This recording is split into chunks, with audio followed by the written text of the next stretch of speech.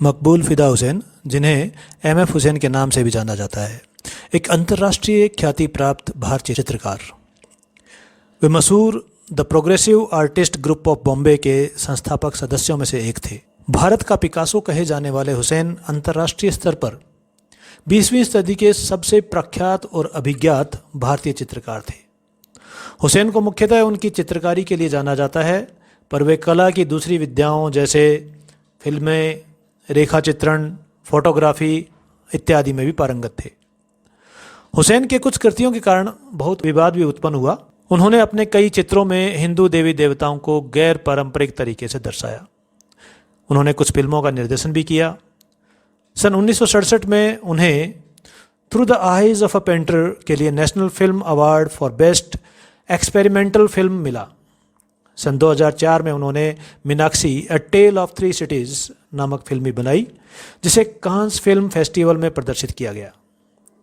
अगर हम बात करें उनके प्रारंभिक जीवन की, तो मकबूल फ़िदा हुसैन का जन्म 17 दिसंबर 1915 में महाराष्ट्र के पंढरपुर में एक सुलेमानी बोहरा परिवार, जो मूलतः गुजरात के निवासी थे, उसमें हुआ।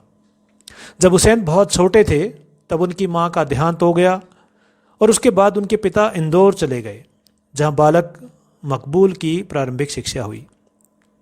बड़ौदा में एक मदरसे में प्रवास के दौरान सुलेखन करते करते उनकी रुचि कला में जागी। 20 साल की उम्र में हुसैन बम्बई गए और जे स्कूल ऑफ आर्ट्स में दाखिला ले लिया। अपने कैरियर के शुरुआती दौर में पैसा कमाने के लिए हुसैन सिनेमा के पोस्टर बनाते थे। पैसे की तंगी के कारण वे दूसरे काम भी करते थे, जैसे खिलौने की फैक्ट्री में काम करना, जहां उन्हें अच्छे पैसे मिल जाते थे। जब भी उन्हें वक्त मिलता, वे गुजरात जाकर प्राकृतिक दृश्यों के चित्रण बनाते थे।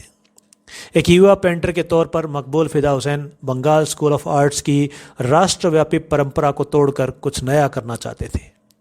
इसलिए कुछ और चित्रकारों और कलाकारों के साथ मिलकर उन्होंने वर्ष 1947 में the progressive artist group of Bombay की स्थापना की। अगर कैरियर की बात की जाए तो मकबूल फ़िदा हुसैन के कलाकृतियों की पहली प्रदर्शनी सन 1952 में ज्यूरिख में लगाई गई। अमेरिका में उनकी कला की प्रदर्शनी पहली बार सन 1964 में न्यूयॉर्क के इंडिया हाउस में लगाई गई। सन 1967 में उन्होंने अपनी पहली film through the eyes of a painter बनाई, जिसे बर्लिन इंटरनेशनल फिल्म फेस्टिवल में प्रदर्शित किया गया और गोल्डन बेयर शॉर्ट फिल्म का पुरस्कार मिला। सन 1971 में साओ पाउलो बायनियल में पाब्लो पिकासो के साथ साथ वे भी विशिष्ट अतिथि थे। 1990 के दशक में हुसैन को हिंदू देवी देवताओं को गैर परंपरागत तौर पर दर्शाने के कारण कुछ हिंदू संगठनों का विरोध झेलना पड़ा। उनके खिलाफ आंदोलन हुए, अदालत में कई मुकदमे दाखिल किए गए और सन 1998 में कुछ अतिवादी तत्वों ने उनके घर पर हमला कर तोड़फोड़ भी की और विरोध प्रदर्शन के कारण उनकी एक प्रदर्शनी को लंदन में भी बंद करना पड़ा।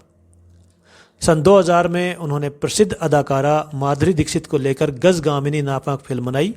सन 2004 में उन्होंने अदाकारा तब्बू के साथ एक और film Meenaxi a tale of three cities बनाई, पर कुछ मुस्लिम संगठनों के विरोध के बाद हुसैन ने फिल्म को सिनेमाघरों से उतार लिया। सन 2008 में एम.एफ. हुसैन सबसे महंगे भारतीय कलाकार बन गए, जब क्रिस्टीज के नीलामी में उनकी एक चित्रकला लगभग 16 लाख अमेरिका डॉलर में बिक गई। सन 2007 के आसपास तक लोगों की धार्मिक भावना को ठेस पहुंचाने के मामले में हुसैन के खिलाफ 100 से ज़्यादा मुकदमे दाखिल हो गए थे और उन्हीं में से एक मामले में अदालत में हाजिर नहीं होने के लिए उनके खिलाफ वारंट भी जारी कर दिया गया। हालांकि भारत के सर्वोच्च न्यायालय ने इस वारंट को बाद में रद्द कर दिया, लेकिन हुसैन को मौत की धमकियां भी मिली, जिसके बाद उन्होंने 2006 में स्वेच्छा से देश छोड़ दिया था और लंदन में प्रवास करने लगे। सन 2010 में कतर ने उनके सामने नागरिकता का प्रस्ताव रखा, जिसे उन्होंने स्वीकार कर लिया।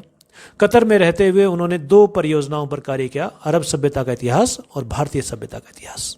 व्यक्तिगत जीवन अगर देखा जाए तो मकबूल फ़िदा हुसैन का विवाह सन 1941 में फाजिला के साथ संपन्न हुआ। इस विवाह से उनके 3 पुत्र मुस्तफ़ा, शमशाद और ओवैस और 2 पुत्रियां रईसा और अकीला हुई। अपने जीवन का अंतिम समय उन्होंने कतर और लंदन में रहकर गुजारा। हुसैन की मृत्यु 9 जून 1911 को लंदन के रॉयल ब्रॉम्पटन हॉस्पिटल में दिल का दौरा पड़ने से हुई। वे पिछले कुछ महीनों से बीमार चल रहे थे। 10 जून 2011 को उन्हें लंदन के ब्रुकवुड सेमेट्री में दफना दिया गया। उनके सम्मानों की बात की जाए तो 1955 में उन्हें पद्मश्री सम्मान मिला और 1973 में सरकार ने उन्हें पद्म भूषण से सम्मानित किया और सन 1991 में पद्म विभूषण पुरस्कार मिला। ये तीनों पुरस्कार प्राप्त करने वाले बहुत कम लोग हैं जिनमें इनका नाम आता है।